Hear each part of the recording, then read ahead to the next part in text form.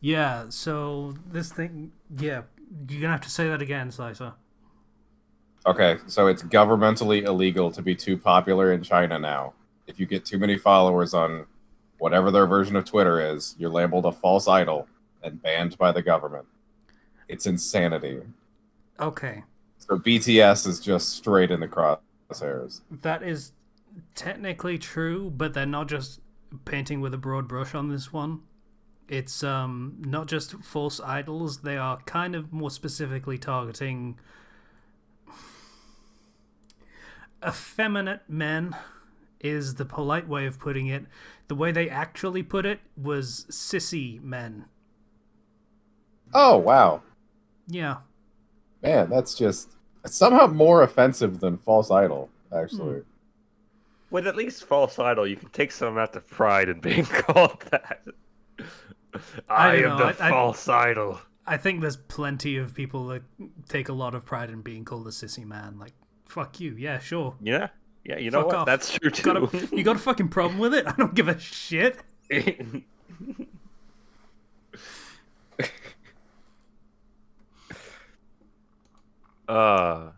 uh, speaking of China, Oh I god, I must we? watched Shang-Chi, Oh, Oh it's such a yeah, good the movie. film.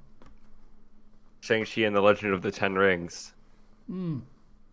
Because the Slicer, Ten you also Rings see are a that? real thing now, not just uh the fuck was his name? Uh, Uh, the guy who played the Mandarin, the actor who Yeah, played the the actor who Mandarin. played Mandarin. Yeah, the Mandarin is a real thing instead of a guy playing the Mandarin in setting. hmm Like, okay, it's a He's in the retcon, but all movie. right. It's great. Love him. Yeah, he is in the movie. The guy, the false Mandarin from Iron Man 3 is in the movie, and it's great. Excellent.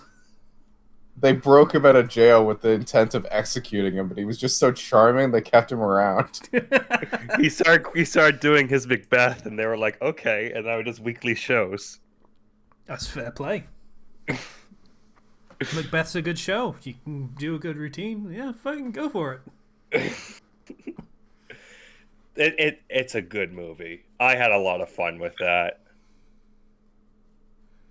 Um, freaking the cast is fun. It's a lot more small scale than the last couple Marvel things, which is good. And there's lots of good fight choreography in this movie. I would argue the best it's been in a long time, hmm actually. Like I was constantly just mesmerized by the fights because it's just so much movement and so agile, and I could tell what was happening, and yeah, it, I'm it I'm felt like they were actually all martial curious. artists. I'm curious if that sense of awareness, like knowing what's going on, is related to seeing it on a movie theater screen. And so I'm curious what the in-home experience is going to be. I when I say that, it's more like a lot of action movies tend to do the thing where they do a bajillion cuts and different angles, Yeah. and then you have a hard time telling what's happening. This Yeah, movie that doesn't was do full that. on. Yeah, that is the sign of a bad action film is where they just do 1,000 cuts. Yeah, this movie does not do that. And there's a variety of different areas. They bring in a few characters from across the MCU that show up. Um, I think it's been known for a while, but that Wong from Doctor Strange shows up for a little bit. Yeah, a couple A times. Abomination shows up from the Incredible Hulk movie. Wait, the That's who actual that one? was? Yes, Abomination from the Incredible Hulk movie shows up. Huh. Same style of Abomination. I recognize that mug anywhere with the frickin' weird ears.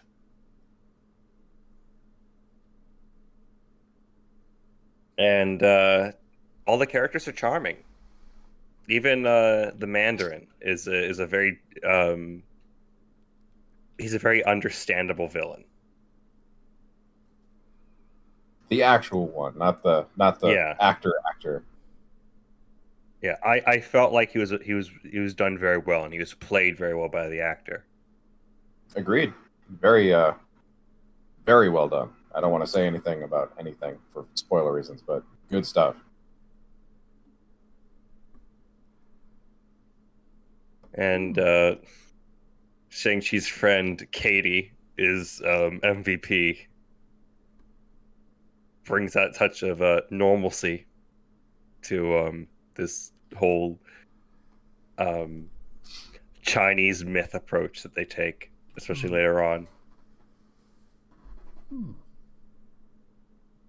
But yeah, that was very fun. Um, I never felt like bored or anything. So yeah, Yeah, I no, would. Yeah. they really condensed it down to either you're invested in the combat or the story is interesting enough to keep you engaged.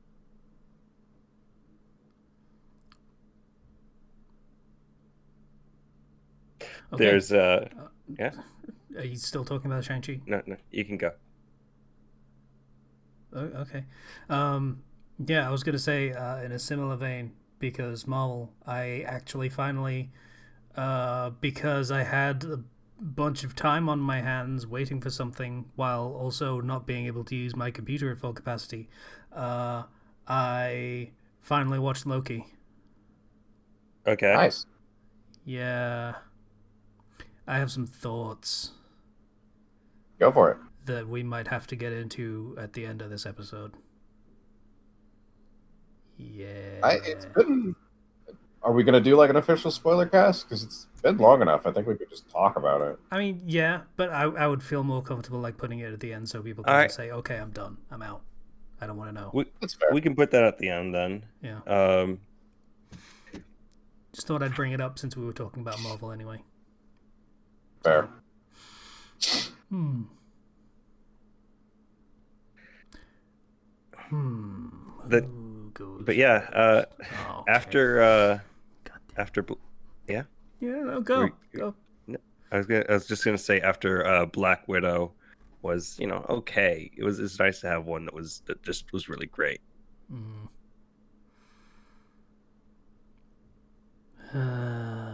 Poor Black Widow. Like, surely there's a point where it stops being, okay, Marvel are fuckheads, and fate just deciding, no, this character gets shit on no matter what. Like, fucking, ugh.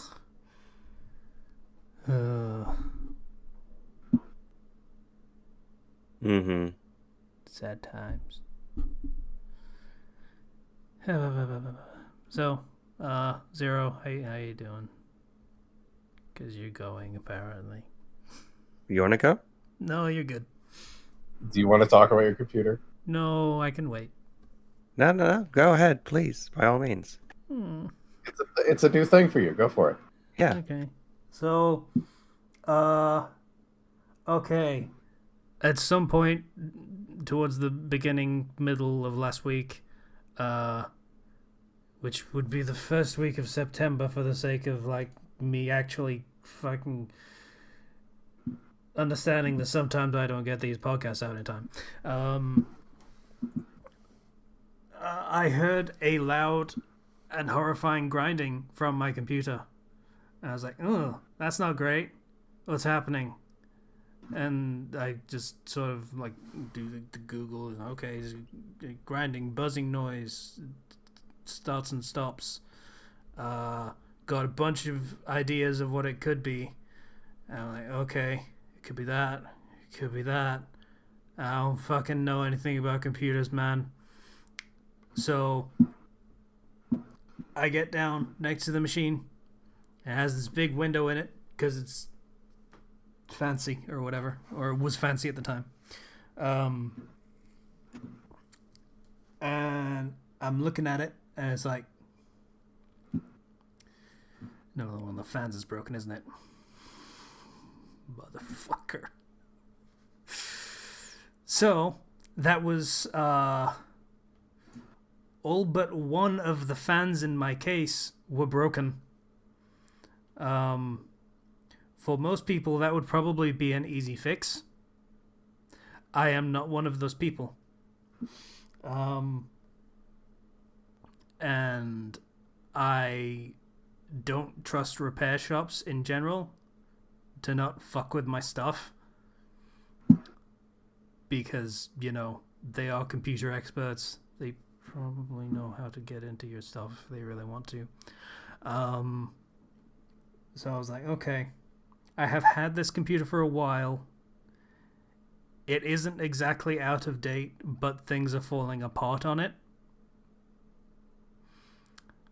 I could probably just get a completely new computer and scrap this old one for parts, or rather get someone else to scrap this one for parts for me. So, yeah, that's what I ended up doing. And I splurged because I just wanted it to be good and then not worry about it for years. So that's what I did. And now it is beautiful. And it seems to be running a little hot for some reason, which is a little weird, but, you know, I've literally had it for, I don't know, about 2 hours. So it's probably Windows constantly installing all the stupid bullshit it wants me to have, even though I don't care. Yeah, I bet there's like a bajillion updates that it has to get done.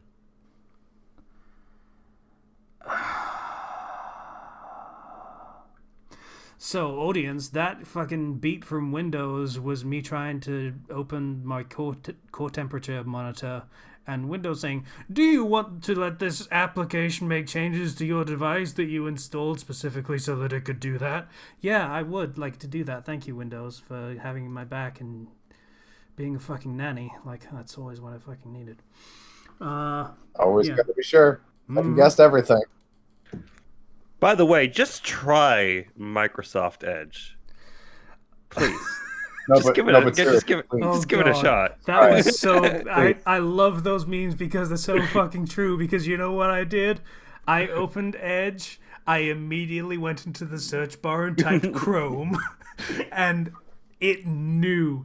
It pulled up the fucking search results for Chrome, and it was like, "Hey, but you should try out Edge though. It's still." We promise it's good now. We promise. Come on. Don't do this to me.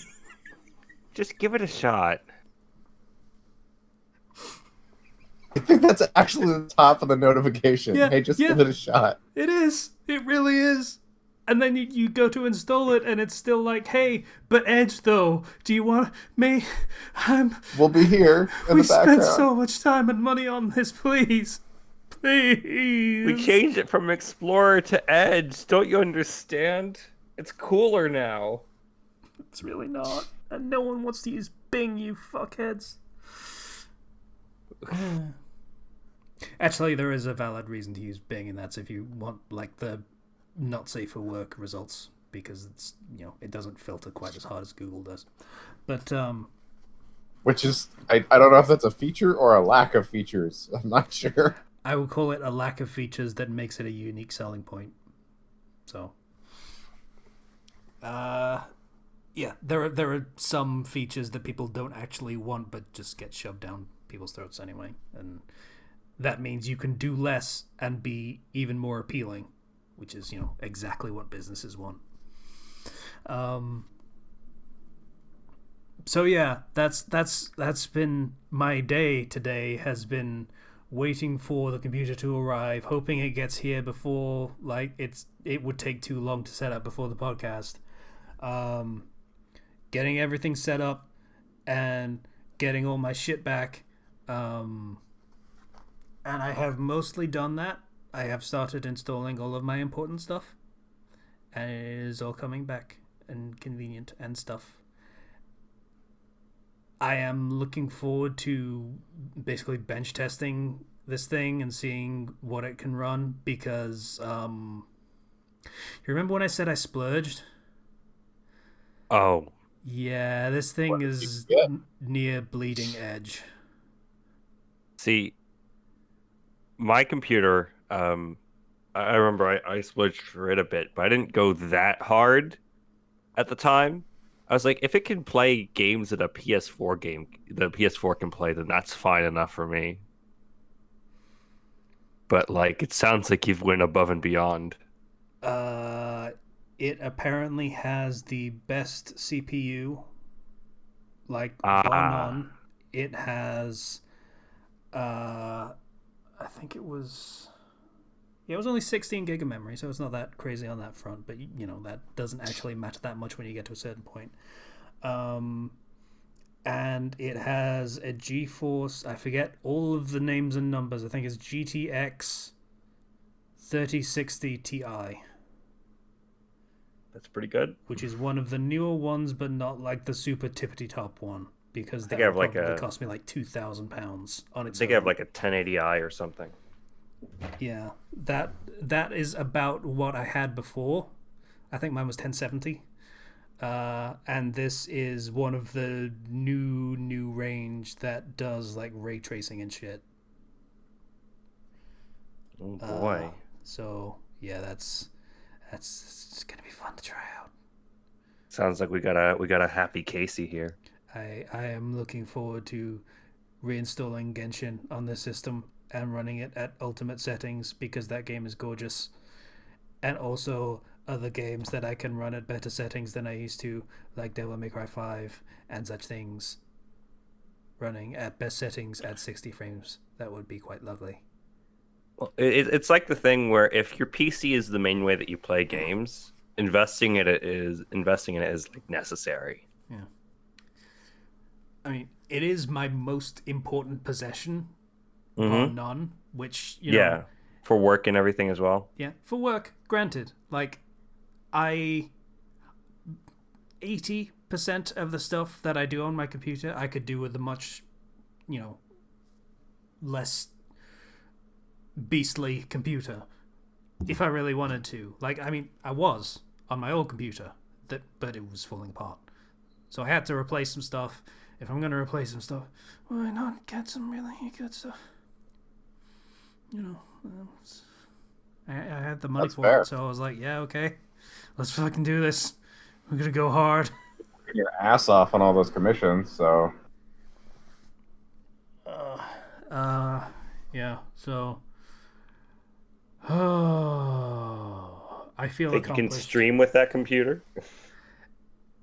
Oh, absolutely. I don't even doubt it. It can absolutely stream. Um, I don't know whether I will because I suck at it, but you know, it's a thing I could do if I really wanted to. Uh, um, yeah. So that was fun. What did I talk about Psychonauts in the last episode? I don't remember. I don't remember whether it was like. I I Sorry. don't remember either. Yeah, I don't think so though. you didn't on the last episode I was on, but I can't remember if I've missed a week or not. I don't remember. Um, Go ahead, talk about it. it's a good game. It is more Psychonauts, which is what I wanted from it. Um, it is very 2000s platformer, but does it well enough that it's like, yeah, okay, I could go for one of those, and if it's done well, then fine. And all the environments are very creative. Like, I think there's one that's been in a lot of trailers, and it's basically synesthesia kind of thing. Is like, that's the syndrome where you can visualize sounds as colors, Hmm. and like your senses sort of mix. So that's kind of what one of the worlds feels like, and it's really cool. Um, and a bunch of really creative ideas like that that is just basically what I was looking for that game. Is just more of the creative ideas and visual metaphors of like people's psyches and the way they view the world. So I've been pretty happy with that.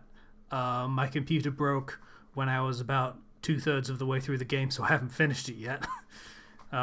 Unfortunately, so I've been kind of sitting on my hands for 5 days because of that. But is fun time. The combat sucks, but there's barely any combat in it, so that's fine. It's all about exploration and fun characters and cool ideas, all just sort of thrown on top of each other and mixed into a stew kind of thing. So it's a Are fun you- game. Which Psychonauts are you talking about, by the way? 2. Oh, okay, gotcha. Yeah. I wasn't sure if are there still a bunch of secrets to find and uncover? Oh yeah. Or... Oh, good. Okay. Yeah. That's still the name of the game. Is I never played the original Psychonauts. I recommend it highly. Okay. Like, There were only a couple points in the first game where I'm like, I couldn't figure out what I was supposed to do. Apparently, I can get the original on Steam. Oh yeah, Mhm. They're I both believe on that's Steam. a solid port of it as well. Yeah, that is how I played it. So yeah, that one works. Yeah, so that was a fun experience that I look forward to continuing. That I might have to continue later because I fucked up my arm. Yay! What happened? I don't know. Probably a combination of multiple things. Like, I sit at my computer about 14 to 16 hours a day.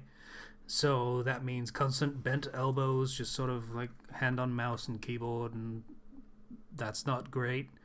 And also, for about a week or more, I've had this problem where I would wake up and the bottom half of my hand, like below the ring finger, like that half, had just gone completely numb. And I'd have to shake it out, and I'd be like, "What the fuck's happening? That's really fucking weird." So what's probably happened is I have carpal tunnel syndrome, which is the not carpal tunnel one. I forget what the actual name of it was. Basically, it's a trapped nerve in the elbow. So I've just got to kind of work that out and fix it. But it also means I sure as shit can't type. So I've not really... I actually had that after surgery. Ah, And yeah, you just elevate your arm and try and keep it relatively straight. That's about it. yeah. I have ordered an elbow brace that should get here tomorrow for me to sleep using, because apparently just the way I sleep tends to end up with my arm up and bent and just sort of the back of my hand on top of my forehead, like I'm a fucking debutante that's swooning on a couch. I don't fucking know why, but that's just how I've woken up a few times. I sleep Can you not- violently. Can you not lay your arm flat, like from elbow to hand, flat on the bed, or do you run into the wall? No, this is not like a space problem. This is just me fucking being a fucking dumbass when I sleep, and I'm just asleep and just- suddenly, oh, and swoon You for some just reason. some people sleepwalk, sleep faint, basically. I don't get it, but the elbow brace should help, and then it'll be less of a problem, and hopefully, that will fix itself over time. I have been doing stretches and such to help the process. Yeah, that's a good. good idea. That's pretty much it. Oh yeah, the Loki thing, but we'll get to that later. So that's pretty much me done. Yeah. All right.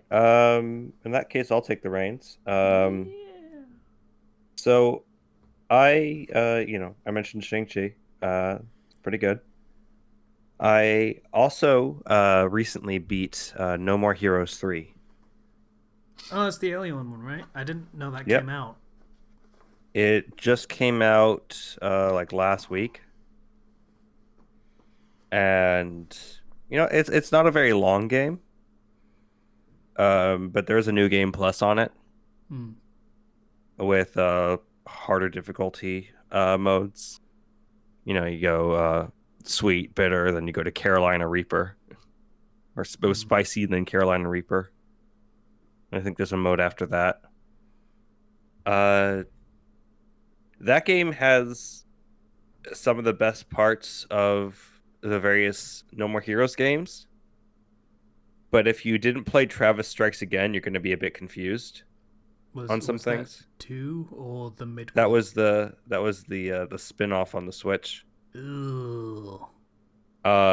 Which had mixed reviews. That's So, polite. so I skipped out on that one, so I just kind of went to the wiki and just read up on what happened in that, and I was good. I think it was This is something like like he went into a video game or something. he goes into the Death Drive video game with Bad Man, who is Bad Girl from No More Heroes 1's father. And they go through this whole journey across multiple video games, meet a few characters, meet this scientist named Juvenile who made the Death Drive, and ultimately revive Bad Girl. So she is back and she is hanging out at the No More Heroes hotel with Travis and Shinobu. So yeah. That game, if you like the No More Heroes one overworld and how it just refuses to frame rate and load, you'll love this. Because you'll go so fast, you'll see the world loading in on your bike. And it's always such a fun experience. It's like, I know I should be upset that the frame rate's going so low, but it feels nostalgic for some reason.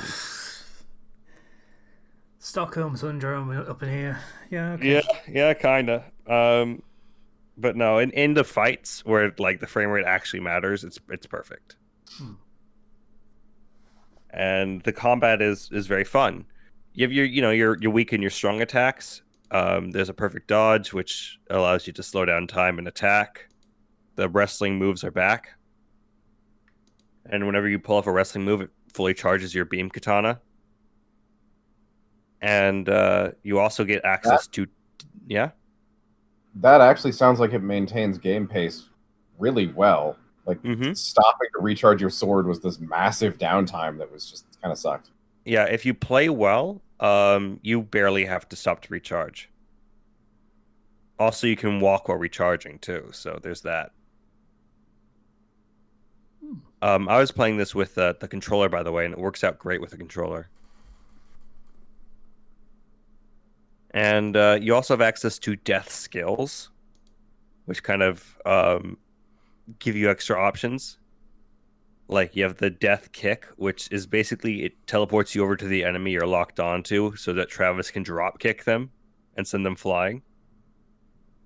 There is the death force, which basically Travis grabs them with the force and does a force throw. And whenever you have multiple enemies on screen, he'll typically throw one enemy at the other. Does it do a lot of damage, or is it more it does of a lot of damage, and it sends them flying and knocked down. Nice. And then there's one skill that will slow down time in an area for a short period of time, which is very, very powerful because you can just combo on enemies and stun them quickly so you can throw them, get your charge back. And then there's one that does a similar area thing, but it just does damage to any enemies in that area for a period of time before disappearing, which if you combine it with the slow thing, they can't exactly leave that area. So you can combo between these skills pretty well. Like, you can throw the enemy, and that will send them flying, and then you can drop kick to teleport over to them and kick them again. And continue your combo. Stuff like that.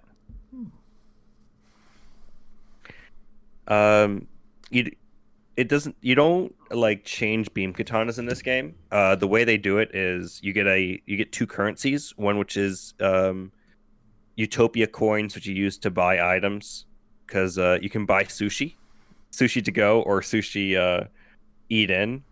Eat in sushi costs a bit more, but it will give you a big buff to your next battle. And sushi to go is items that you can just use on the fly to refill HP or refill um, stamina and all that, or sorry, the energy for your beam katana. So if you don't want to I assume charge or there's you no can't, buff for the to-go version. there's no buff, but some of them don't heal you, but they can also just like give you a temporary buff, like an attack buff for like 30 seconds. Ah, Um, so yeah, it's very useful, and also every fight is ranked. So if you get like I think the highest you can get is an SS rank. That will give you a lot more of the currency and a lot more of the experience currency. Hmm. And also, you have access to a time machine in Travis's basement that lets him go and refight enemies at whatever difficulty you want. Hmm. The difficulties higher than your game setting, though, will cost a bit of currency or experience. And if you lose, that experience is lost. But if you win, you get more experience. huh. Okay, I kind of like that. And it keeps track of your rankings and your scores. So like you can aim for like SS rank on every enemy if you want. Uh, yeah, and you use that experience. You can buy moves, increase your attack, increase your HP, or increase your battery charge, or decrease the cooldown on your death skills. One of the moves, which is really fun, is if you're at max HP and you do a perfect dodge, you activate Mustang mode, where Travis just goes ham and starts attacking really, really, really fast. Which is one of the slot machine bonuses that you can get whenever you do like a finishing slash or you kill an enemy, you get your slot machine. There's also a chance of with that slot machine getting a 777, which gives you the mech armor, in which you just lock onto enemies and just fire missiles and kill everything. This sounds fun. Like above all, It's this just sounds fun. it's very fun. I'm going to be And there's honest. I kind of hoped and honestly expected that Mustang mode would just be Travis turning into a car. I wish. It's Lightning Uh, McQueen all over the place. and you'll get later like you'll get one more bonus mode later on in the game that I won't spoil. Which is getting 3 green 7s, and that one is significantly more powerful than the mech. But yeah, you'll fight enemies. There's some returning bosses from No More Heroes 1 and 2 that you'll fight. There's Fu as the main villain is very charismatic, and I really like that. He feels like a proper enemy for Travis, which is good considering how the final boss of No More Heroes 2 was. Kind of sucktastic. Yeah. I had I think that game's final boss fight is my favorite one in the series. And I mean like the final boss fight. It's just very, very fun. And you have your costumes and stuff that you can equip with the that you can get through clearing the game and just clearing bosses. Once you beat the game, you can actually equip the No More Heroes 1 and No More Heroes 2 costumes on Travis. Oh, cool. Okay. So Did if they you update prefer, the graphics at all, or are they really kind they of blocky looking? they updated the graphics and everything, so you can go with whatever design you like the most. Hmm. I really like the No More Heroes 3 design though. That's really fun. With like the big black stripe on the red jacket on the back with the white star. It looks great. Hmm. And there's tons of mini games. You don't really need to do them though. because you'll have enough money if you just fight everything to go straight to the matches. So you don't actually have to grind, really.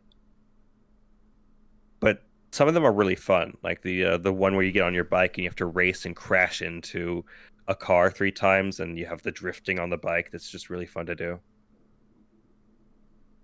As well as one where you have to protect the shoreline from giant alligators. So you just get into a tank and start firing missiles at them. Yeah, that sounds about right for the universe. Yeah. The only thing that I'm a bit I'm not so sure about is there's areas in the game on the map that are just red and you cannot go to them, and it makes me wonder if there's going to be DLC where I can go to them, or if those are just like reserved for boss fight locations. It's hard to tell sometimes. That kind of Yeah. thing. Like you always end up with the paranoia of, oh, are they holding something back? So I don't know, but hey, if they have more DLC to come out at some point, I'd really like that, because this is the end of Travis's story. I would not say this is the end of No More Heroes, though. But this is the end of Travis as the main character. Do you think it'll be a good game if they do another one? Or do you think the next character will be investing? I'm blanking on words. Well, Travis has kids. He has twins. Oh, okay. And oh no, sorry. I just remembered the last time they tried that a game tried to do that. Like, hey, the protagonist has twin kids. Let's do a game from their perspective. And that was called Wolfenstein the blah blah. No one cares because it was shit. In fairness, that was shit because they tried to cram RPG elements into a shooter when they have no experience doing so. Funnily enough, what's his name? Wolfenstein guy. BJ?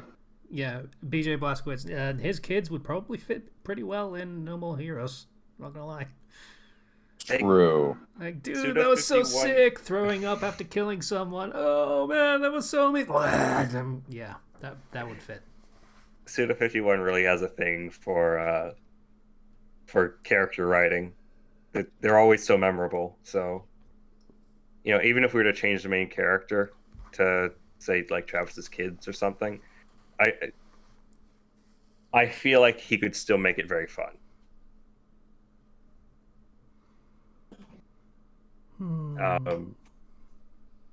Yeah, there's every fight is very different from each other as well, and they all have very fun ideas for them. So that gives like big thumbs up for me for No More Heroes 3. Big recommend.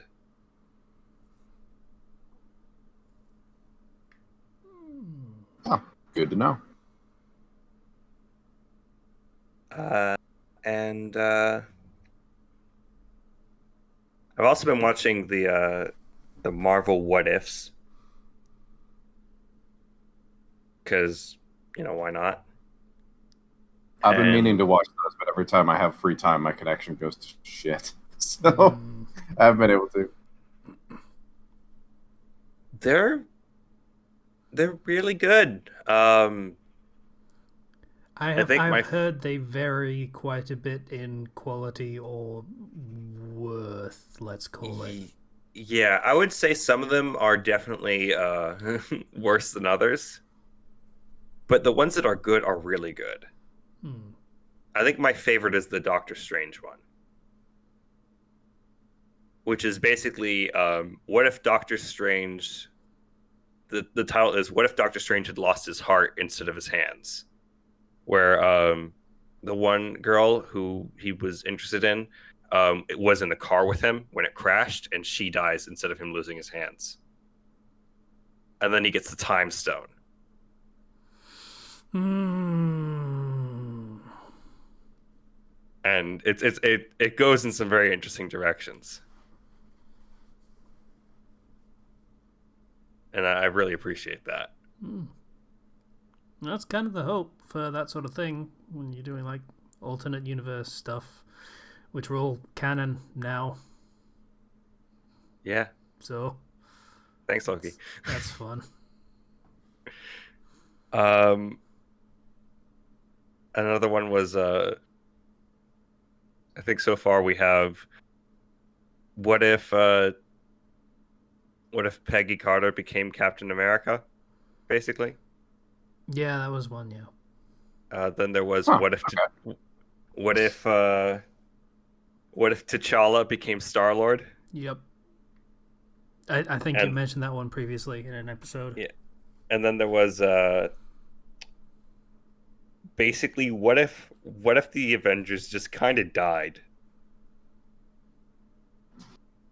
What if Earth lost its mightiest heroes? At what point would be the So, question? um, there is a timeline wise, there's a point when you have Hulk, Thor, and Tony Stark having things happening on the same week. Right. And so basically Hulk, Thor, and Tony Stark all just kind of die for various reasons. Hmm. And, you know, uh, Black Widow and Hawkeye also, well, Black Widow, I don't, yeah, they basically everybody dies. Yeah. And, Thor dies, so then, like, Loki comes and is like, we're here for revenge. And Hmm. yeah, it's pretty good. I will get around to watching that eventually. Apparently, I'm just not going to watch WandaVision. That is apparently how this is going. It's just not lining up or not interested. I, whenever I would even think of watching it, there is always something else I would rather watch. Seems to be how it Mhm. goes. I That's fair. personally enjoyed WandaVision. Um, I think its concept was very, very good. Uh, Yeah. but I have some problems with some of the later stuff. The conceit of what people apparently liked, which was the hey, we're gonna do vague send ups of some fucking sitcoms from the 80s and 90s, is like, that's. I'm not into that, and that's apparently what people really liked about that show, and the actual plot and character stuff they were not so much into.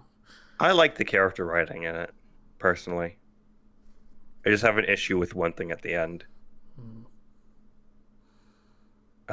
It gives you a stronger idea of who Wanda, aka Scarlet Witch, is, and helps define her a bit more because she The has films not didn't. had she has not had any screen time to really develop as a character. Which is weird considering how central she's been. So, like, Like, if you actually WandaVision, think about it, like, she was one of the main focuses of the second Avengers film. So that's pretty fucking big. She is the reason Civil War even happens. yeah, that all gets addressed. So we Yeah. get to see a lot of things from her perspective, which is nice. Yeah. The perspective of the person no one especially cares about, but is super important anyway. Yeah. I like her. I might like her if I ever get around to watching her show, but this is not the ideal time to be trying to salvage her character. Like, ideally, you wouldn't have to salvage her. She would have just been a character already. Well, ideally, I mean, I guess the ideal time would be before Multiverse comes out. So Hmm. you got time. I think they needed to really you needed this show format to focus on these main characters who um aren't necessarily going to get a movie, and in some cases, like the budget that these shows get. It's like multiple movies. Mm. It's like it's part of the reason why I like Mandalorian so much is they go the extra mile to make that feel like a Star Wars, but also not feel like a Star Wars. Like they have all the freaking not CGI, the what's what I'm looking for? Practical effects. Practical effects. Yes, thank you. Anyway, I think that's about it. Like I taught fifth grade for like all of last week. It was the same fifth grade class. Because the teacher was out due to COVID, and the class had been out for like a few weeks.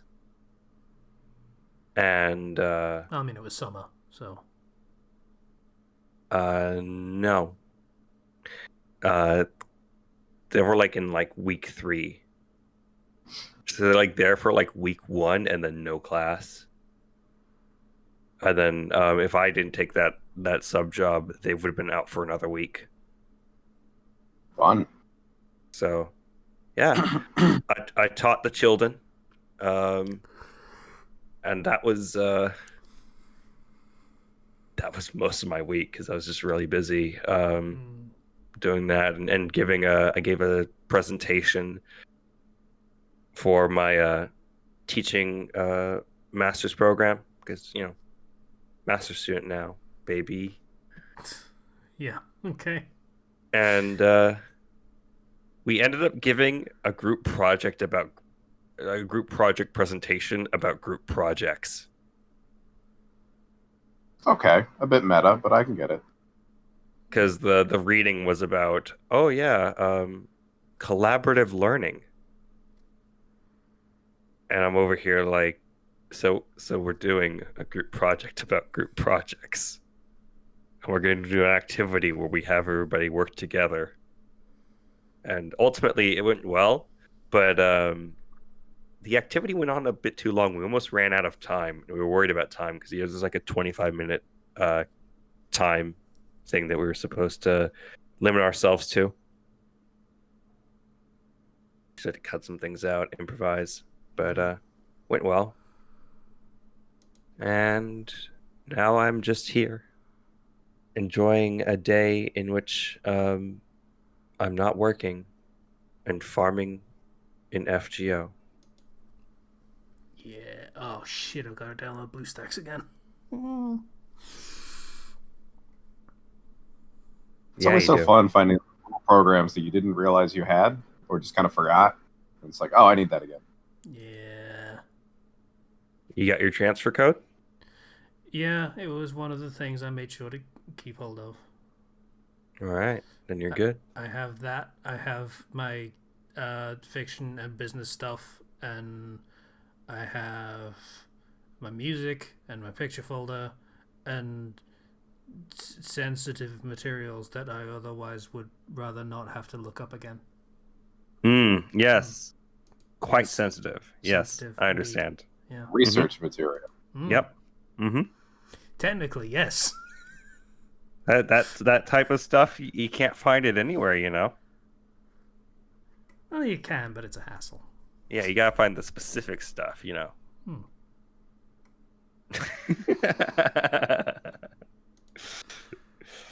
Just some gentleman's discourse. That's it for my week. Yeah. That's how you doing? Pretty good. Yeah, that was Slice. How you doing? Sorry about that. I sort of understood it enough to respond.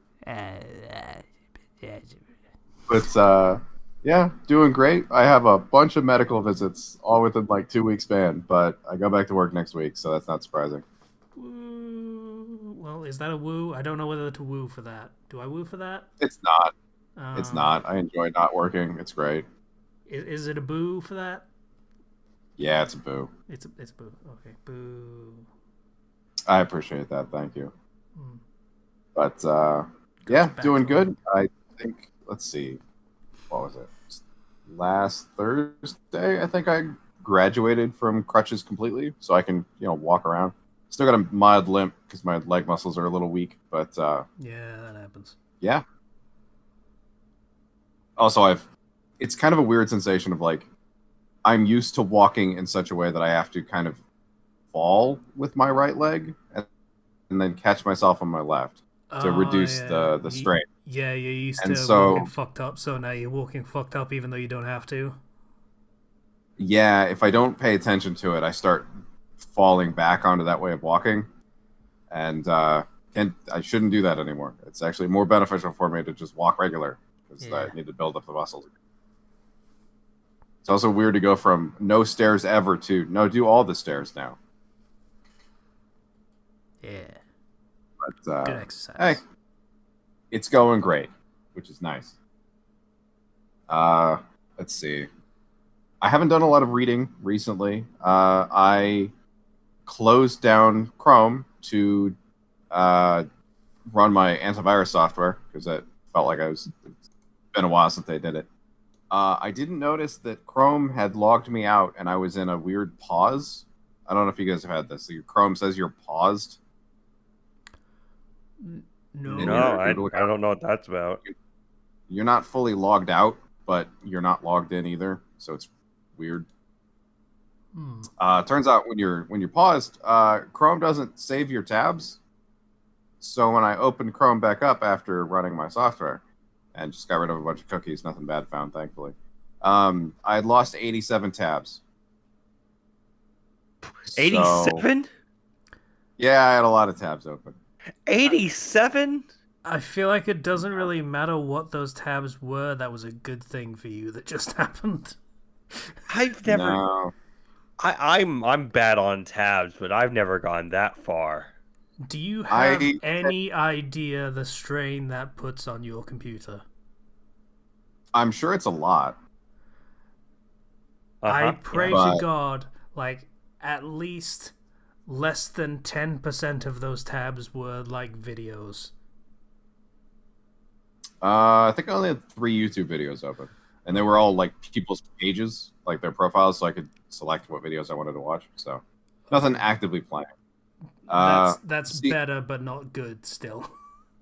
to put it into context, we strongly believe that some storm knocked out our local internet infrastructure because when we went to locational data for us, it said we were in western Iowa, which is the other side of the state. Hmm.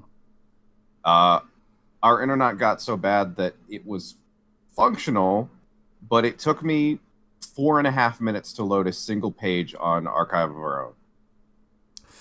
That's the Lord. Yeah, so that's the reason I opened 87 tabs. So if the internet just decided it wasn't going to work for the next 20 minutes, I had something to do. Hmm. Also, when I search for new stories, I tend to just set my parameters for the series I want to read, and I'll just go along the archives and I'll just open a new tab of any story that looks interesting. Yeah, I So do that too. Well, I look at QQ and see whether there's any stories I haven't read there, and then just, hey, if it's interesting, I'll open a tab, and I'll do that for like 5 stories, and that'll be it. And then yeah, I don't stop at 5. usually I end up reading like one of them and finding the other ones are shit. But that's how every reading thing works. Yeah, sadly. Sturgeon's law. I mean, that's how I found Forearmed, as well as fuck. What's the other one? Do I have it open still?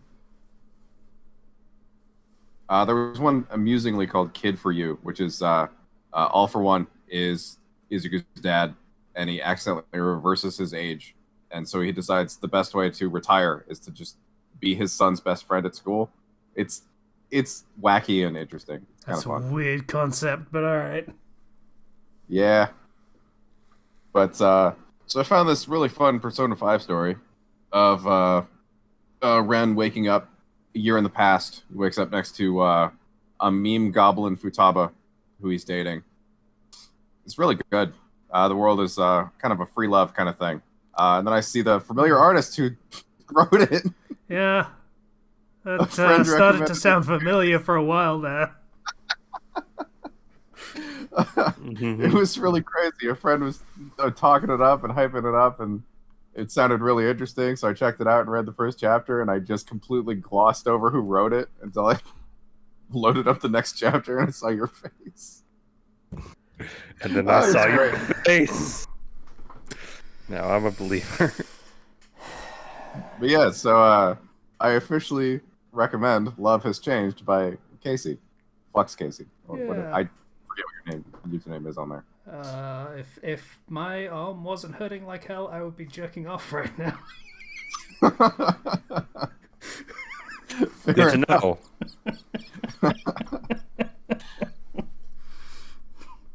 So yeah, I have officially put that in my favorites list because I don't know if there's any kind of notification system for when a chapter updates on QQ. Yeah, there is. Yeah. Oh, sweet. Okay. Yeah, if you go to the top of the page, then there's a button that says Watch Thread. And if you have read all the posts, then it will inform you if there's a new post. If you haven't, then it will still notify you if the original poster, which is me, posts something of a significant length. So, like, over 1,000 words or so. Okay, so it won't ping every time someone responds or you respond to someone. It has to be like a certain length or whatever. Yeah, if you don't actively try to keep up with the thread, then it'll only alert you that there's a new chapter, basically. Gotcha. Okay. Cool. That is good to know. So I was out dumpster diving for video games, and I found the remaster version of God of War 3 for the PS4. Zeus. And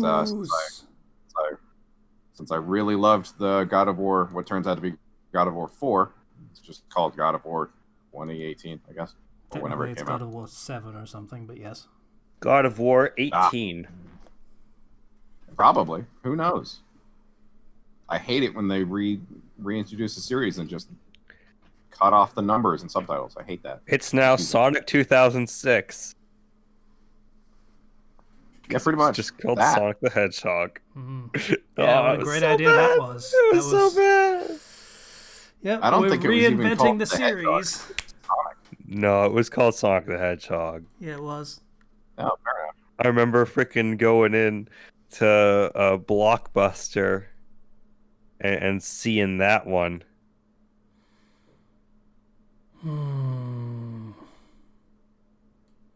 So I was curious if playing 3 would give me any context for not just for story, but like anything really. The only thing I've found so far is that Kratos throws enemies the same way.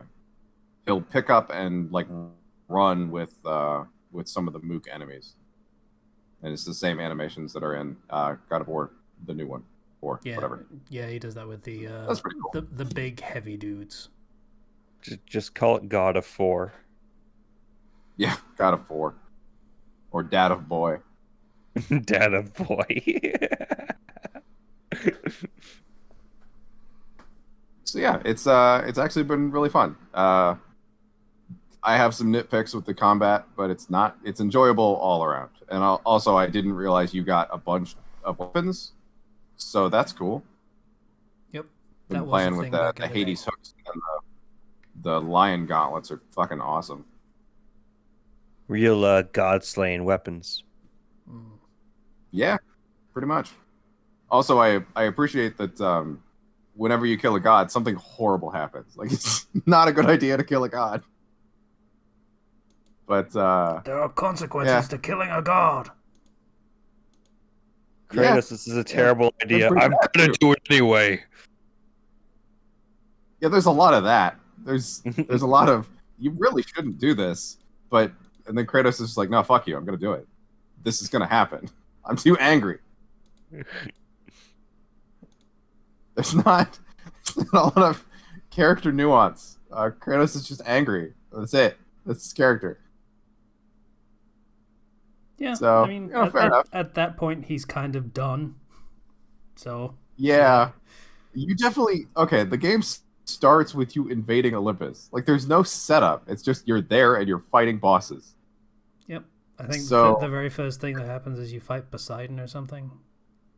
yeah, you fight Poseidon, and then the water levels of the, I assume the area, maybe the planet, but probably just the continent, just go Mediterranean, up by probably. several thousand feet. Yeah. And then, millions of people drown, or hundreds of thousands, or whatever. It's not really, you don't really pay attention to that kind of thing. It's not important. Zeus! Yeah, exactly. Also, that final punch that you kill Poseidon with is fucking awesome. You're just riding on Gaia's fist, and you just get launched through the, I don't know, Avatar-style water body that Poseidon has. It's so cool. Did I ever mention Ragnarok War, the anime? I don't think so. Is it good? You mentioned punching Poseidon, and I was like, wait. Ragnarok War is it's an anime on Netflix, which is just a series of battles of God versus men. And it's really sick. I am never happy to hear about an anime with Ragnarok in the title because of the one really, really bad one. No, but look, it's actually Ragnarok because there's a whole clause in which the gods are like, we should exterminate humanity. Humanity sucks. And then Brynhild brings up, hey, we have the Ragnarok clause in our God agreement, which means the humans can send forth a series of champions, and then we send forth a series of champions, and first one to, I think, 7 wins. If the humans win, they get to survive. So it's Mortal Kombat, but gods. You freaking first battle is like Lubu versus Thor. And then there's Adam versus Zeus, and it's the sickest thing. It's really good. That sounds very interesting. It's still straight Mortal Kombat, though. That is the plot of Mortal Kombat. I have the theme running in my head. And there's and it's Poseidon versus Kojiro. Sasuke Kojiro? Yeah, Sasuke Kojiro, the legend from FGO. Huh. Instead of the real guy? The real guy. It's the real guy. I didn't think there was a real guy. Like, he was, literally just a story. Like, he was a written character. Well, they established these characters with their backstories and stuff during the fight, and it's really good. Okay. So yeah, I can attest, God of War 3, the remaster version at least, holds up really well. It's a fun game. If you're nostalgic, go play it. I have a weird experience with God of War 3 because I remember I watched playthroughs of it, like LPs, but I never actually played it myself. I never played them either. It was sort of like it was almost but not really sort of rivalry kind of thing. Like, there was Devil May Cry and there was God of War, and these are your character action games. And I'm like, fuck off though, Devil May Cry. Basically. I never had a PS3. Yeah, that'd do it. If you can find a copy in a GameStop or Video Games Etc. or whatever game store you have nearby, I paid $3.99 for it, so it's super cheap. Although I'm sure it's on the PlayStation Store as well for probably $20. The PlayStation Store for the modern PlayStation Store kind of just sucks. It works and it loads, but it doesn't have a lot in it. Yeah. I will say it does have frequent deals, though, so that's nice. I wish I could buy Mega Man Legends. In God of War, they have the button prompts. It's a very button prompt heavy game. When fighting things. And so they have the face buttons, which are if you have circle prompt, it's on the right side of the screen, square on the left, triangle on top, X on bottom. Yep. It's very intuitive. It's very nice. And then they throw a fucking circle prompt at you. And just common logic here. It takes a lot longer to move your analog stick down, spin it in a half circle, and hope you did it right than it does to press a button. the game doesn't give you any more time to do that than it would a button prompt. It's the worst thing in the game. Fighting Hermes was a bitch and a half for that singular reason. Also the scene with Aphrodite, but I mean that's fine. You can redo that one. Of course you can. Yeah, of course.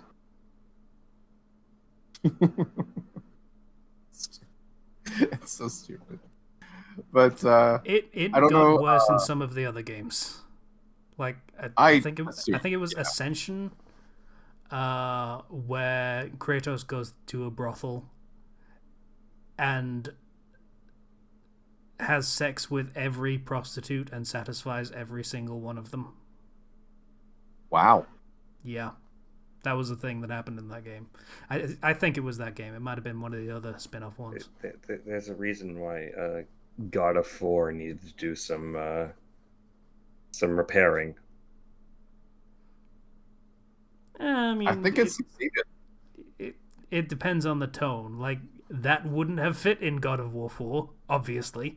But, you know, in God of War whatever title that came before, it was often very stupid. Like, yeah. I don't know. Old man Kratos could probably still get it. Yeah. But that's not the point of the game, really. That's fair. It feels like he already did that bit with Faye, so you know. Not just the missed that minigame. Not just the character, but it feels almost like the developer's tastes matured over time. Wanking motion, like a bit. Yeah, there's nothing wrong with gratuitous stuff in games, and saying, "Oh, this is so much more mature," is like, fuck off. No offense intended to you, but like I hear that sort of it's not like the sex part. It's the and satisfied every single one of them because he's the coolest and the best and the most manliest. Yeah, no one actually likes Ascension though. That's the thing. Everyone thought that one was shit. So, I will say the feel of God of War 3 at least is edgy teen dream essentially. Yeah, that's the thing I'm talking about. Yeah, it's fun though. God, is it fun? Yeah. Stupid fun. Yeah, there's room for that. Same as there's room for quote unquote mature stories. So that's absolutely, very much so. The last thing I did was play Dragon Quest XI. I'm not sure how much I'm allowed to talk about that because I got almost at the end of the game, I think. Okay, I was going to ask whether you had become a fish yet, because apparently that is a point of significant things happening plot-wise. Oh yeah, the fish part. Yeah, I haven't reached that yet, so don't tell me nothing. Fair enough. Okay. Can I just say, the orchestral soundtrack in that game is so good. There needed to be more of it. It would be good if it wasn't the only thing on the sound mixing. Yeah. Yeah. I really like the real song good that until plays. It blasts your ears 90. There are no songs on that go soft. There are no moments of quiet. It is epic adventure time now and forever. It's actually really jarring. Yeah. So I really like the sailing about song. It's just so good. It's pretty good. The only thing I can say without spoiling anything is keep your characters up to date on their equipment, all of them. Oh yeah, I have been. Yeah. Oh, except I mean, you don't have to rap, plus all their equipment, but like, you know, whenever you go to a new place, if you can afford it, buy all new stuff.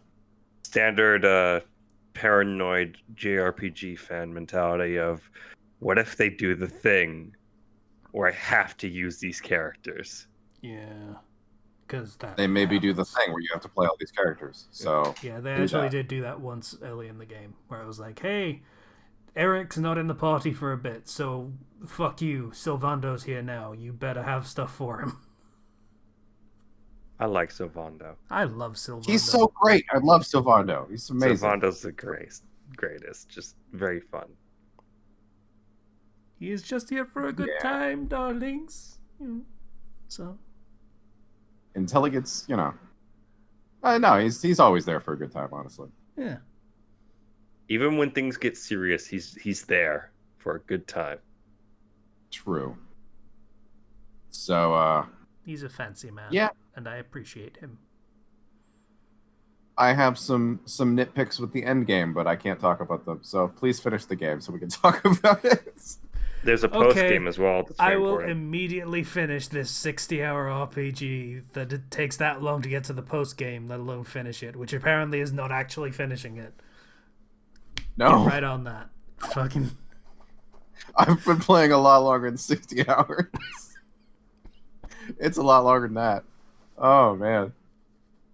So yeah, whenever you finish that, just give me a heads up, and then I can talk about it. Yeah, fair enough. So yeah, I think that's it. I don't think I've seen or watched or played anything else, and of significance anyway. After we're done recording, I'm gonna be settling in to watch a 7.5-hour retrospective on Morrowind, and then a 12-hour retrospective on Oblivion, because that's what my life is now. Sorry, I just remembered how you accidentally found one of my stories. That was wild. Proud of that one though. That one's a good one. It's good. You have every right to be proud of it. So Patreon is a thing that we have to do. Yes, let me pull that up real quick. We can get into the Loki talk. Yeah. All right. So, pull this up, and thank you to everybody who donated on Patreon. Thank you to Sailor of House Thunderbird for your $1 donation. Thank you to Vale for your $10 donation. Thank you to Boy By Fresh for that $20 donation. Thank you to Ryu for that free fitty. Thank you to Greek Guy for your $1 donation. Thank you to Ethan F for your $10 donation. Thank you to Bomber BCM for your $1 donation. Thank you to the Crossbrain for your $10 donation. And thank you to Tempest Troper for that $10 donation. You guys are awesome. Yeah. Always appreciated, guys. Thank you. Yeah. Always give that shout out. Yeah. So let's talk Loki. Yeah, let's get Loki high key low. Fuck this joke. So let's talk about that show. I don't like it that much. Okay. That's fair. So this is full spoilers. So if you're still here, fucking fuck off if you don't want to hear about full spoilers. I'm gonna pick a weird thing to pick at first, but it is something that bothered me in every single episode, and that's the fucking intro, the logo. I hate it. I hate it so much. It is the ugliest thing I've ever seen. I don't really know what they were thinking with that. Like, thematically, it makes no sense. I guess it's all the different Lokis. Yeah, it's like the title is all the different variants of the title. It's really bad. They all look terrible because they're all jumbled with each other, and maybe that's supposed to be thematic, except it isn't. It didn't bother me personally. I feel like they could have pulled in Invincible and like slapped the title in whenever it was appropriate, because people, say the word Loki a lot. Yeah, and like maybe it would have been more beneficial if they did something in that vein with Invincible, where it has the thing where it constantly splashes more blood on the logo for every episode, where in this case it would just make the logo look more fragmented and increase the variance of the logo. Yeah, in that way and do that instead. Yeah, I think that's a great idea. But yeah, that really bothered me, and I don't know why it bothered me this much, but it really fucking did. Like, I mean, aesthetics are important. um, I wasn't a big fan of the aesthetics for the TVA either. Like, I get what they were going for, and I think they did a really good job with it. It just wasn't my thing. I liked it a lot. It felt, I don't know, it felt more like an 80s style of movie in that regard. Yeah, Like, and I can appreciate that. yeah. It very much did nail the look of a bureaucracy, which, you know, is kind of the point. So I can't really fault it. It's just not my taste. That's fair. Okay, so now that we've got the shitty nitpicks out of the way, oh, this show kind of dropped the ball when it comes to character. Really? Yeah. I mean, in fairness, they did do character development on speedrun in the first, what was it, 2 episodes? Yeah, they very much do. I feel like Mobius, was that Owen Wilson's character? Yeah. Yeah. I was very surprised to see him, by the way, Owen Wilson, in this. Wow. Yeah. Wow. Wow. I set that up so well, didn't even mean to. Anyway, yeah, he absolutely needed a bit more development. Like, his thing is, I like jet skis. Why? Oh. And he wasn't really given a lot more character stuff than that, beyond being the loose cannon who's not really a loose cannon. You know, the guy who's like, hey, I've got this great idea, it'll probably work. Oh, you don't like it? Okay, I guess I won't do that then. And then just tries to wheedle someone into letting him do the thing he wants to do. Which, okay, but I feel like he could have used more than that. He gets a little bit of that towards the end of the show, but we'll get to the fucking his friend, the director, whatever her fucking name was. We'll fucking get to that.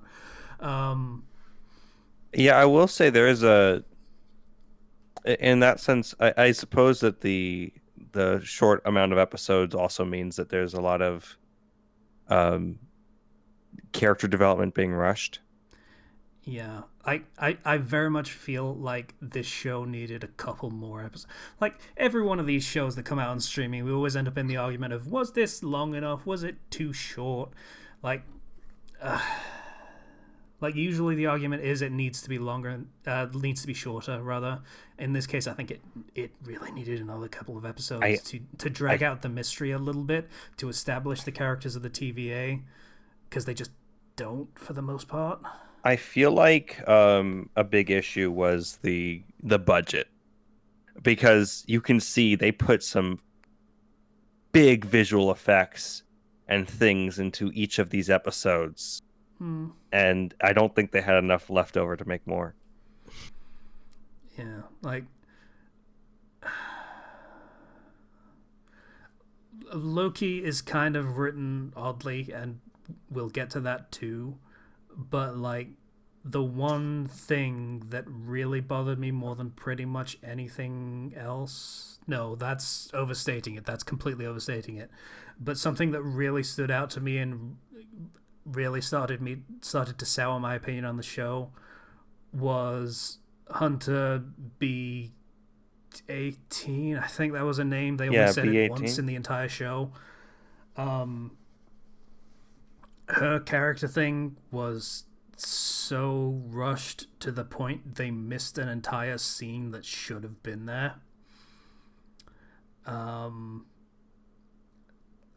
Like, she is a hard-ass character, fine. That is literally all she is for the entire show, until she gets her moment of heel face turn, where female Loki is giving her the mind meld so she can go back in her memories and see her original self. We needed that fucking scene. Just that was weird that they getting her skipped that. hand on the head, and then suddenly she goes, "I look happy." Then show me that. Why would you skip that?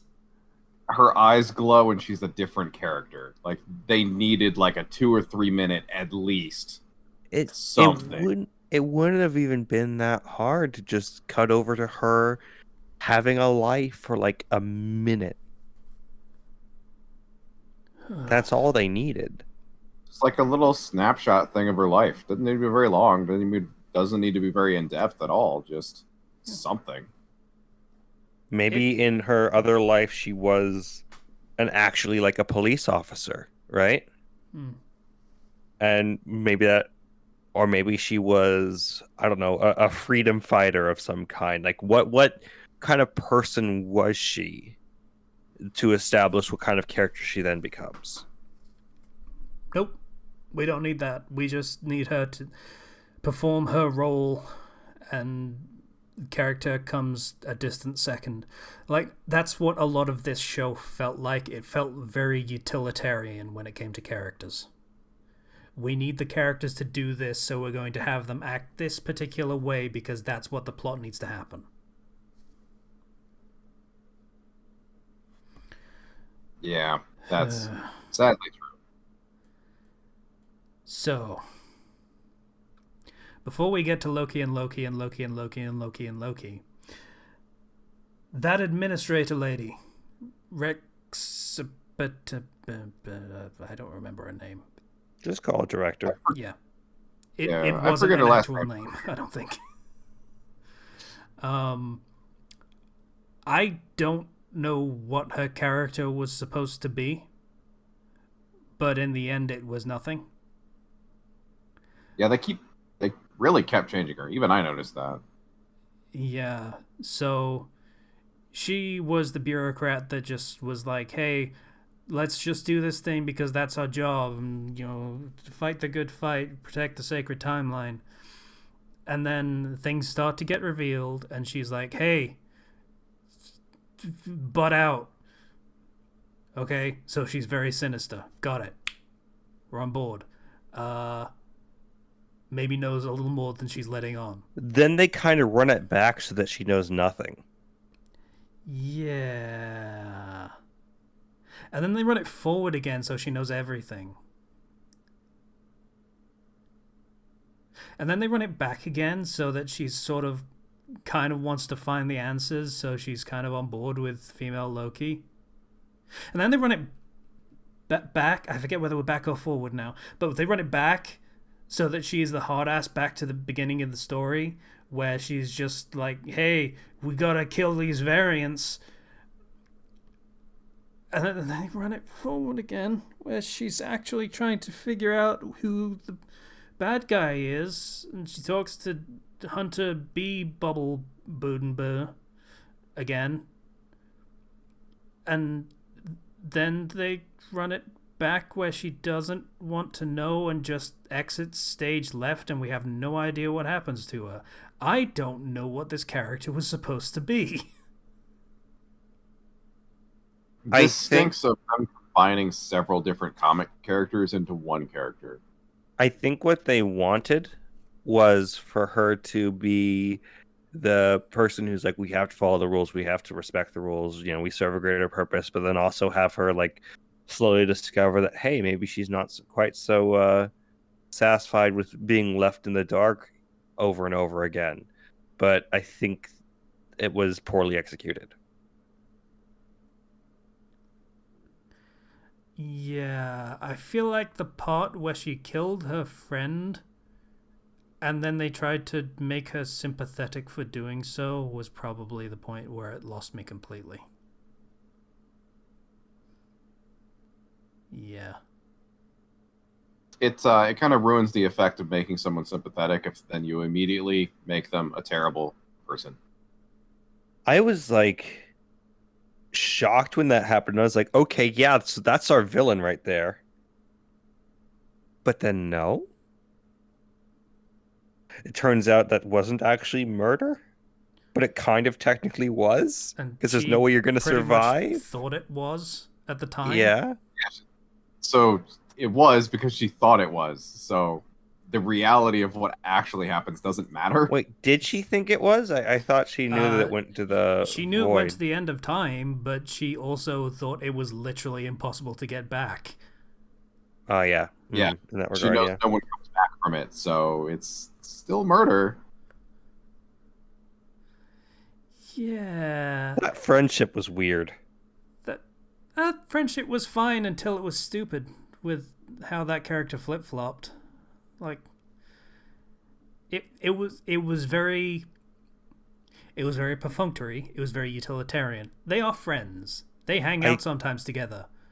They are good friends. Ha ha ha I ha would ha. say I'd put, if I could have complete power over this project, I'd put in 2 episodes.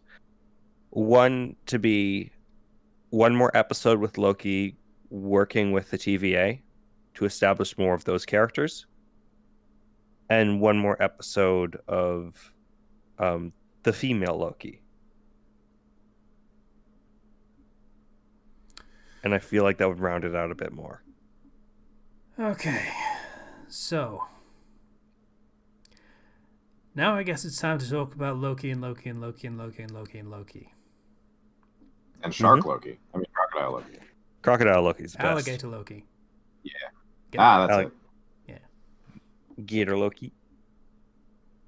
Allokita. Yeah, Allokita. There we go. Yeah, so main Loki is weird. I didn't know how to put it into words, but then I saw a Lindsay Ellis video that came out recently that I hadn't watched that was apparently about this show that was very convenient to go on my YouTube recommendations. So I watched that and I was like, oh yeah, that's why it's weird. So the problem is, Loki in the films people like is a narcissist. So they wrote this show constantly telling us he's a narcissist while not actually having him be a narcissist. I mean, he fell in love with himself. That's very cute. They are actually different people. I know.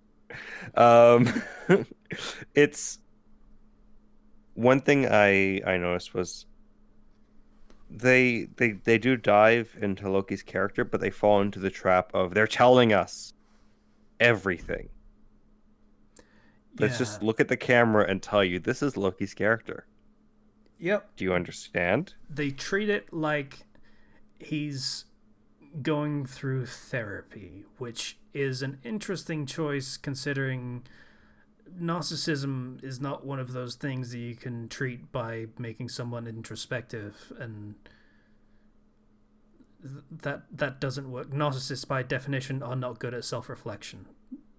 If he was actually a narcissist, he would not be able to have the self-awareness where he could say, hey, my hurting other people is a defense mechanism. That doesn't work. That might be what he might do. Actually, no, it probably, generally speaking, wouldn't be something he would do because narcissists tend to want people to like them. They want to feel good about themselves and feel like they are the person they imagine themselves to be, which is the someone that everyone loves and everyone wants to be around and the life of the party and the person that people aspire to be. I always figured it was the kind of introspection that he does here is the kind of introspection a narcissist can't do because it means admitting your flaws, which is something a narcissist would refuse to do and would blame everyone around them instead. It's not my fault that I became this kind of person. It's Odin, let's say, just as an example. Like, Odin was the one, he stole my heritage with the Frost Giants. He forced me to play the role of his son while laughing behind my back all of this time. I'm the victim here. everything that's wrong with me is his fault, it's nothing to do with what I did, is how a narcissist would respond. But they don't do that. They have him admit his faults. That's not how that works. So, cribbing. I mean, I guess from it is Lindsay Ellis video, by the way. That was almost entirely cribbed from that. That's fair. I guess it is after he loses for pretty much 6 episodes straight. So I guess there's impetus for that, and it didn't feel too bad in the moment. So the viewing experience wasn't terrible. Yeah, he had to get taken down quite a few pegs, and I feel like to some extent Loki has had that self-awareness, especially in the other movies. Later on he kind of develops that, and they wanted to get him to that point. But it's I don't know. The dude sees his own life play out, so this is a Loki that has only been through Avengers 1. Mm-hmm. 2, that introspection I was talking about happened in the first episode. All right, I thought you were thinking about the later part where he is Yep, I'm not talking about the Sif part. I am talking about the bit at the beginning where Mobius wants him to say whether he enjoys killing, because he's trying to profile the other Loki. And he's like, it's none of your business. And he deflects for most of the episode, which, yeah, that sounds about right for a narcissist. But then at the end, he's like, yeah, I don't enjoy it, and it's just a defense mechanism. That's where the introspection comes in. Mm-hmm. Yeah, so it's very artificial calling him a narcissist for the entire series, because he doesn't act like one. So in a sense, he's not really acting like himself, I would say. But that being said, we have another Loki to talk about also. That was pretty much all I had to say about regular Loki. He's not that interesting in this one. Oh, I enjoyed him a lot. Most of the show, he just kind of fair, seems to be carried by the plot more than anything else. It becomes pretty apparent in the last episode, definitely, maybe last 2 episodes, that baseline Loki is not really the focus of this series. Yeah. So, female Loki is fine. Yeah, as a character, she was fine. She pretty clearly got the most effort in the writing, from what I can tell. She has her motivation, and she sticks to it. Yeah. She does suffer mildly from the lack of runtime of the show, but yeah, not too bad. Which was why I was like, another episode with her and regular Loki could definitely have helped. Mm. But yeah, no, she's pretty solid as a character. Yeah. I have very little to say about her, to be perfectly honest. I like old man Loki. Okay.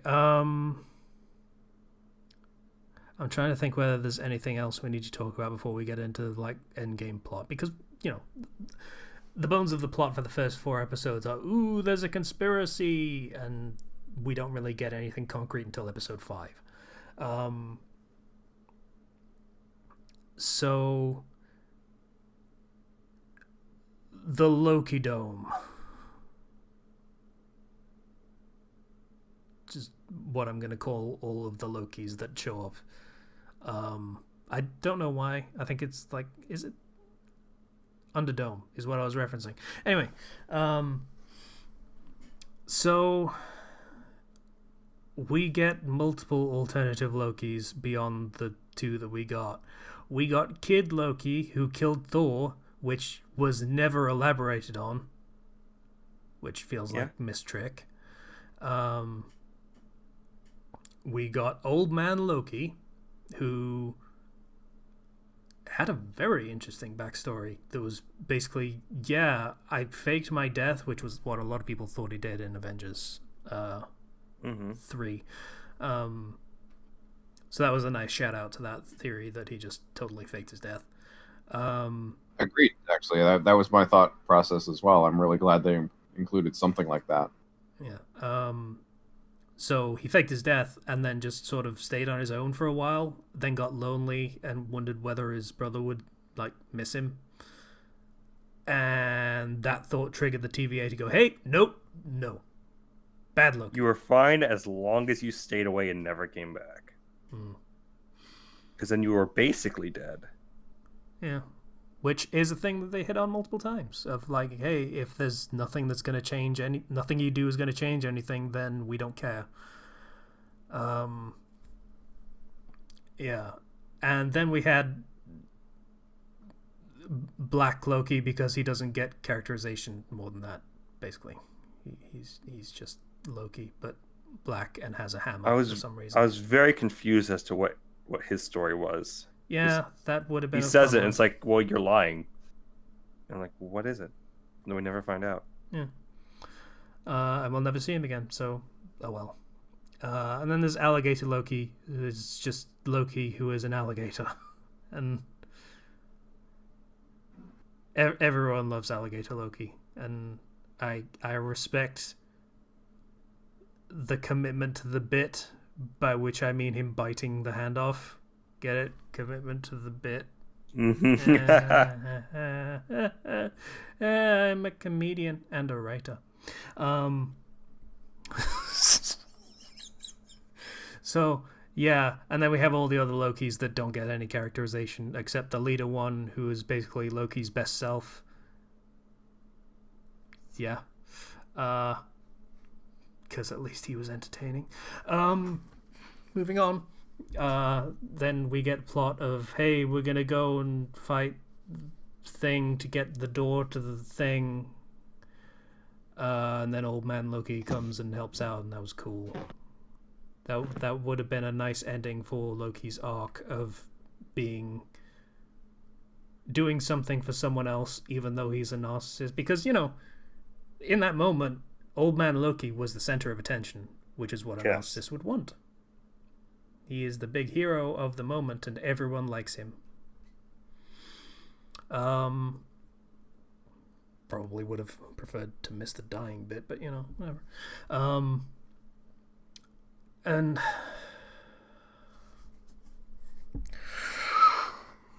then we have the last episode.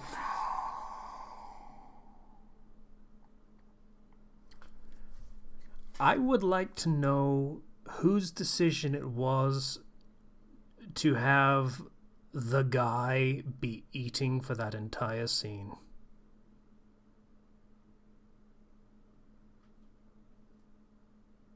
That is a good point. I'm not actually sure. That it was a weird touch, but I guess that's their go-to method of saying like real casual. He's casual, don't you see? I don't care. I would like to know what he's saying. Oh, okay. I watched this. I was watching these episodes twice when they came out. Once with my family, and the second time with Dawn. And when I watched it with Dawn, I had captions on, so I didn't really. That never occurred to me.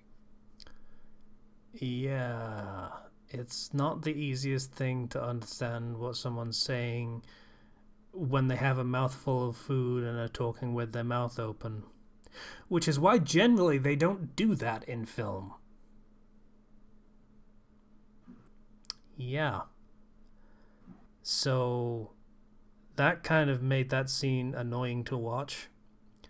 On top of the fact that the guy wasn't an especially interesting or compelling character, and the performance felt entirely off for what I would have hoped to see. In fairness, that's what I would have hoped to see, not what would be best for the scene. What would be best for the scene, I don't know. But from my perspective, it was definitely not that. Yeah, I'm not familiar with Cran the Conqueror, or I forget his Is that his name? Cran? I have no idea. I don't think they actually gave it in the episode. Or Kang? maybe or maybe he was talking with his mouth full when he said it. So Probably. King the Conqueror. That's it. Yeah, I'm not familiar with that character. As with a lot of Marvel shows, I have to assume they're just jamming a bunch of different comic book characters together, Yeah, or a bunch of arcs worth of motivation into one event. Kang the Conqueror is a villain that's been around since the 1960s. A very, very old villain, and one who was, an Avengers villain. And is also going to be in the Ant-Man and the Wasp Quantumania movie in like 2 years. Yeah, that makes sense. But we saw the version of Kang who is like, I'm the good one. I'm the normal guy one, which makes me wonder what the villainous one looks like, if he's going to be actually very charismatic or what. or maybe if he has a better director. Yeah. Yeah, possibly. I mean, if the charismatic nice one won the war, I assume we're going to get the opposite. A guy who's just brutal with no charisma. Huh? I don't know. But yeah, okay. So he offers Loki and Loki the opportunity to either kill him or killing him was either way as far as I could tell. You could just do that. But it was a choice of rule the TVA and, keep the sacred timeline, or just fuck it and let multiverses spread unchecked. And Loki wants to stop and think about it because he recognizes that it's a big decision, because he's had character development, which means he doesn't want power or rule or anything, I guess. The thing that he actually wanted was acknowledgement rather than necessarily to rule, because it's explored of like, well, what comes after you rule? It's like, well, I don't know. And so he's like, let's just think about this. Let's discuss this, because this is a big decision. Maybe there's a third option here that we're not seeing. And then she's like, "Oh, I see. You're finally betraying me, like you always would, because that's what you do." When did she see that?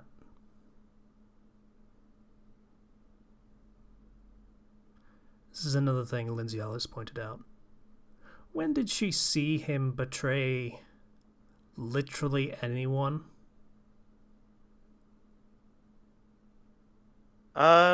I guess the only example that comes to mind is him betraying the TVA, I guess.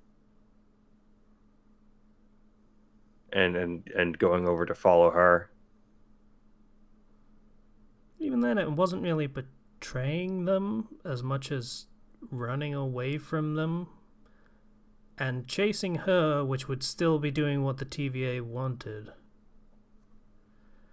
Yeah, and then he turns around and is like, well, we can rule the TVA. And she's like, no, that's not my plan. But yeah, it's a case where characters are talking like they really, really know Loki, despite this Loki actually being fairly loyal for the most part. Yeah, like, at no point has he betrayed her. Yeah. And in fact has gone on multiple occasions to be self-sacrificial towards her, to the point where he faced probable death just to get in that room. So that was kind of shit and didn't make sense. The only thing that I was thinking of was like, oh, they're just using the she has trust issues excuse. Mm.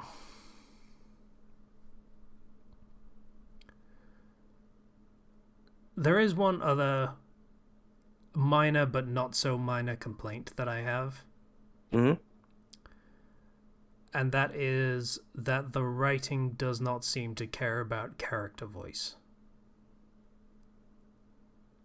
Yeah, I can see that. What do you mean by that? It was very clearly written by an American and didn't seem to care over much for Loki speaking like Loki would. In other words,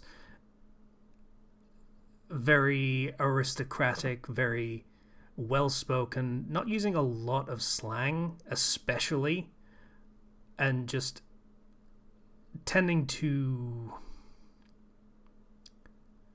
speak in a way that would try to make him look better, look smarter.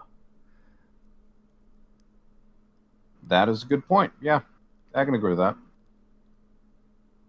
I guess the justification is that he's been around a bunch of people now, and he's stopped that. But that would be a reason for him to keep Still doing. Avengers 1 Loki. Hold on. Yeah, I'm curious about something. I'm gonna look it up. Yeah, so the writer for Loki, that was his first time writing Loki. Yeah. You can tell. I don't think very good job. I would never expect Loki to say something sucks. For example. Mm-hmm. Let me see. Okay. Yeah, like there were 3 writers on Thor Ragnarok. Right? On all of them were pretty experienced. Like you had the Thor writer who had or a producer who had worked on Thor and Thor the Dark World, worked on Thor Ragnarok. You had somebody who had worked on Thor Ragnarok, was also, worked on Next Avengers Heroes of Tomorrow, Hulk versus Thor versus the Dark World, or Thor the Dark World. Then you had the person who worked on, rewrote Ant-Man, who worked on Agent Carter, who worked on Spider-Man Homecoming, and then the person who worked on Loki, the show. The thing that they had worked on before Loki was Rick and Morty. Oh. That tracks so fucking hard. Oh my god. That, I think, is the issue. Yeah. Okay.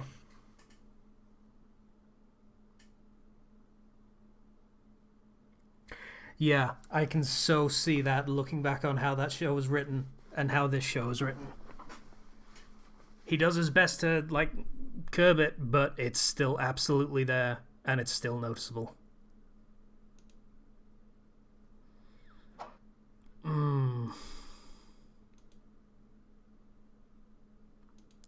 I can't fault him too much for it.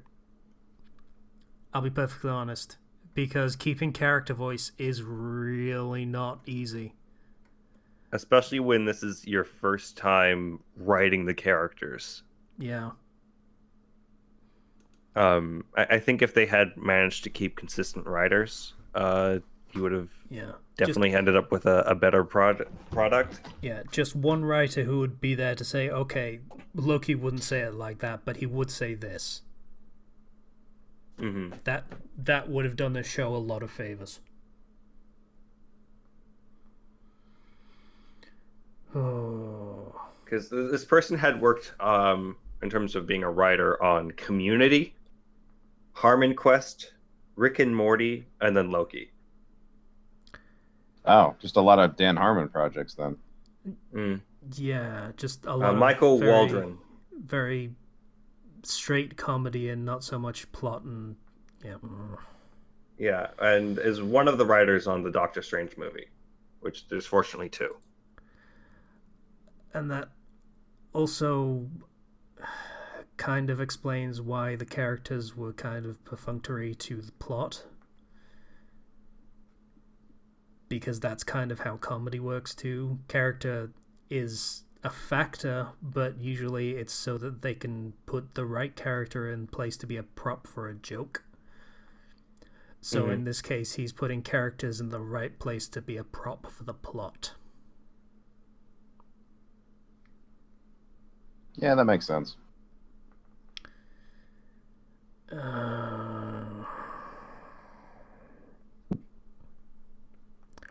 It's hard to fault him. I'm not gonna say he phoned it in or like just didn't understand the material, but maybe the facts of where he came from in terms of the shows he'd worked on colored his style in a way that just did not fit this show. Like Loki has been a comedic character, but it's oh boy. Okay. He can be a comedic character, but even this show wasn't positioning him as a comedic character. They were almost making him a tragic figure, which oh boy, was this like the wrong choice for that? Oh boy. Okay, yeah.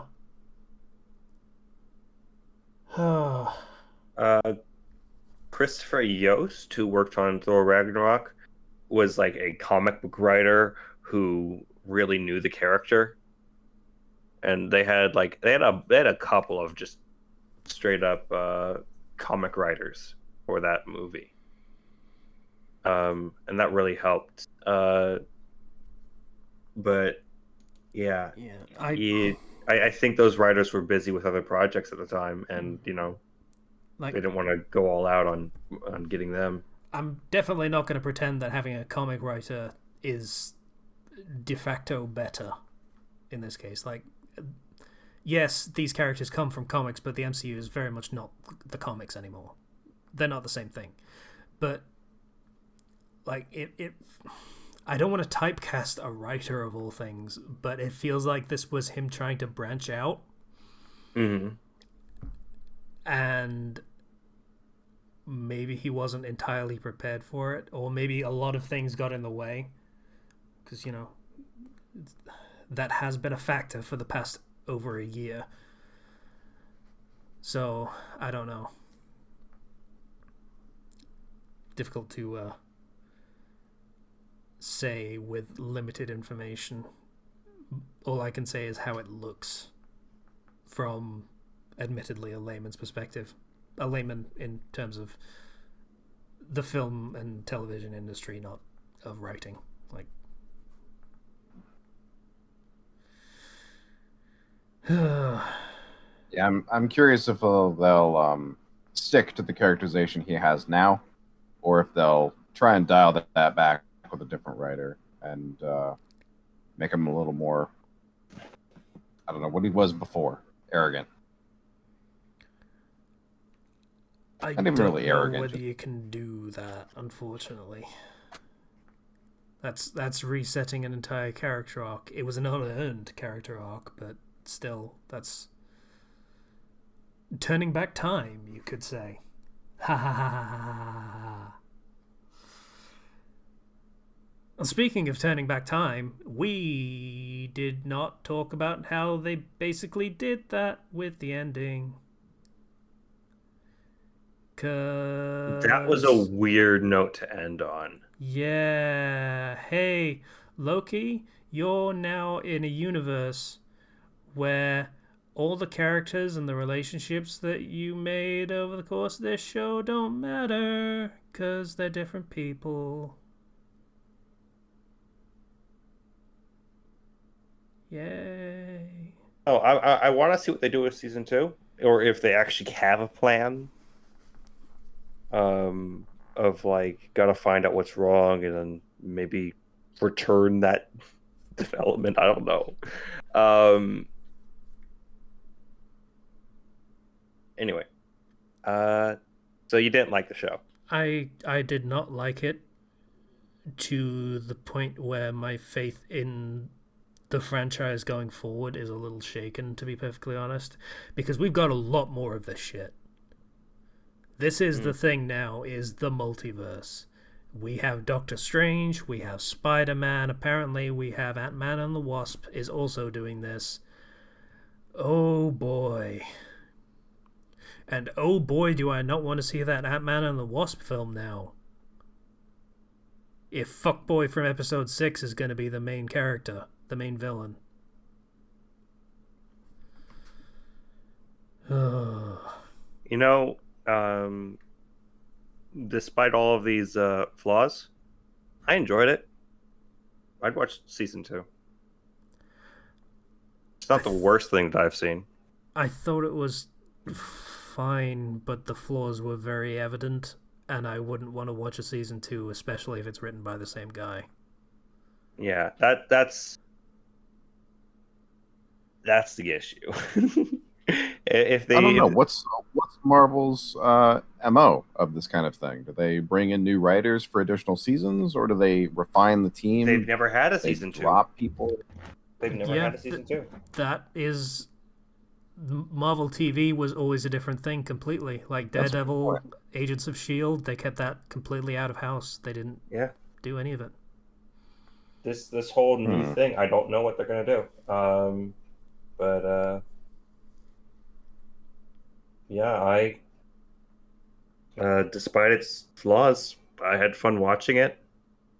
I didn't have my critics hat on, so I was. I didn't especially either, which says a lot. Like, I am very aware of that being a thing now. Like I've mentioned in previous episodes of like, hey, being the critic when you're watching something does not help you enjoy it in any way, shape, or form. So I have learned to take that on and take it off. I think also me and Slicer had talked, we enjoyed the show, and I think that might have altered your expectations slightly. I didn't really have any expectations beyond, I hope this is good. But yeah, like, I know how to put on and take off a critic's hat, but there is a point when a show has such visible flaws that the critic hat comes on, because that is also a phenomenon that has been called story collapse by Seamus Young, and is a thing that I've referenced multiple times in the past, where you see the flaws over and over again, and you stop trusting the writer, and you start unconsciously picking flaws even though you're not trying to. Yeah, that's fair. That's where I got, which was, as I said before, at the scene that really needed to be there but wasn't.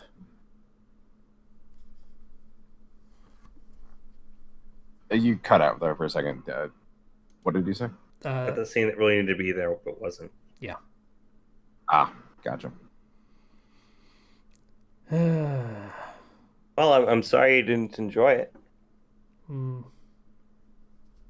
At least it was short. That was the one I was looking forward to. So far, Falcon and the Winter Soldier is still my favorite. I have yet to watch What If, and there is WandaVision that will sit in my backlog. Such a weird statement to hear in retrospect. I expected that to be those boring series, but I mean, from a lot of people's perspective, apparently it is. Like, there were a lot of people that were not big on it, but I thought it was interesting.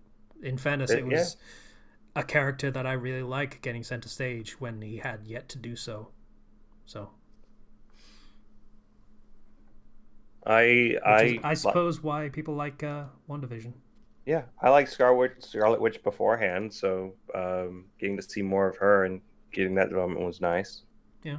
Though again, seeing her given an actual character is nice. Yeah.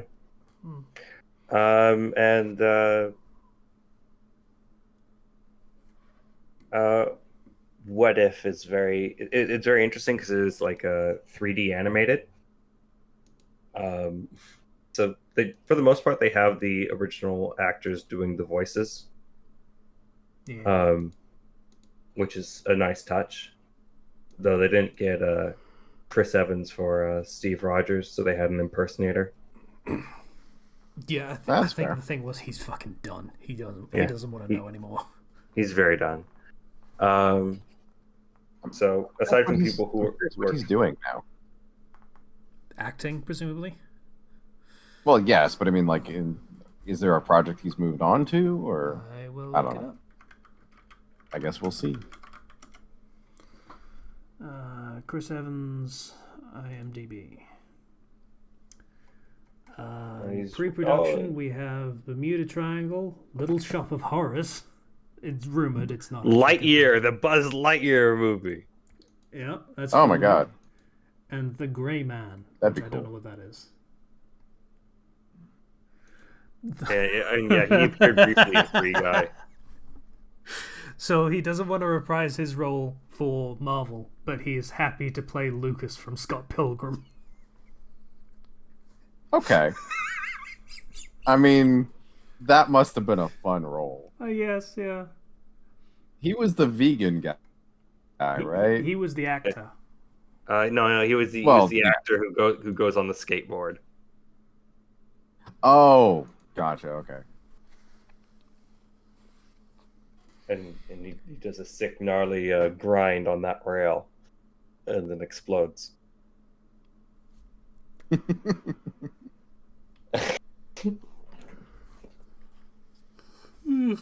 Yeah. Well, I get it. When you're in as a main Marvel character, you have to do so much. It's Yeah. multimedia, you know? Yeah. It's not just an acting role anymore. He. Was there any other aspects of the show that irritated you, blighted you? Who, me? Yeah, I asked because I really have to use the bathroom and grab food and do a bunch of other stuff. So No, that was pretty much it. Like, just. Yeah, I think I've established everything I didn't really like about it. gotcha. No? Well, in fairness, the things that I did like. Oh,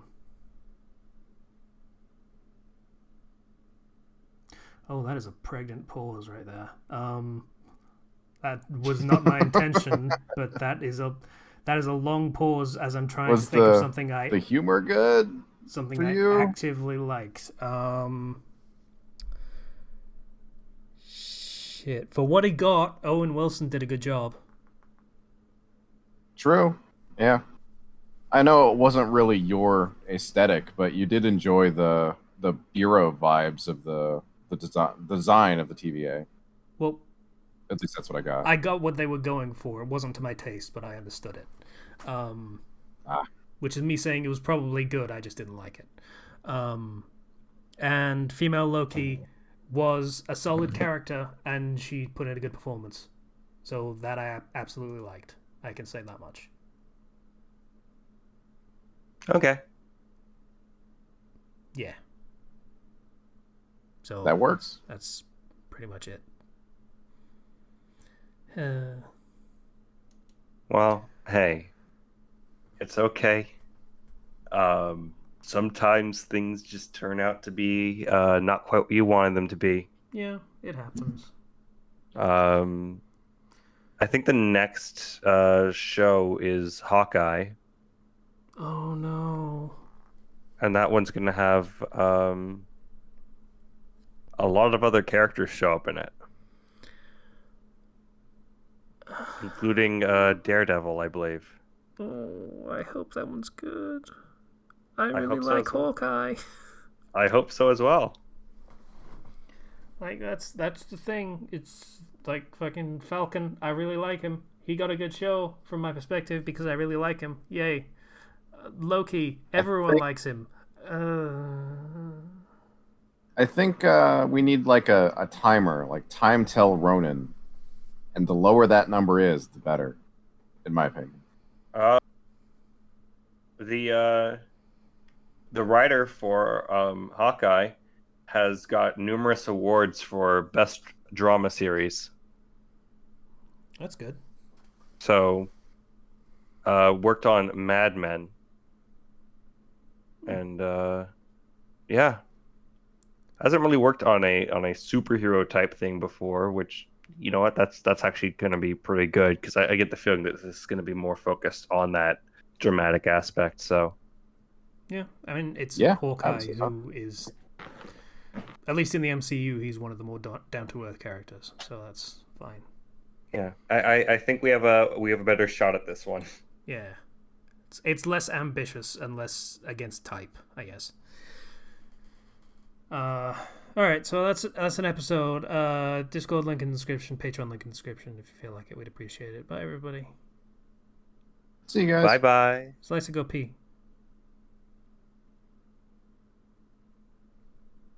Has he Yeah, actually? that's. Oh, okay. No, I'm still here. Waiting for the ending. Why? Go pee.